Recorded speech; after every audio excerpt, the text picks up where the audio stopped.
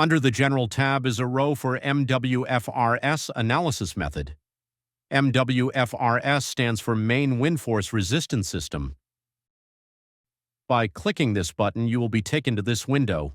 If you are not designing the main wind force resistance system for your structure, then select None. Otherwise, then you can only select one of the options that are colored green. You are unable to select options that are colored red. This menu is dynamic, meaning that all of the other selections that have been made within the application are going to determine which MWFRS options are allowed to be selected. If you select one of the red options, you'll see a list of requirements in the box to the right. Each requirement is shown in green if it's met, or red if it isn't. A method can only be selected when all of its requirements are green.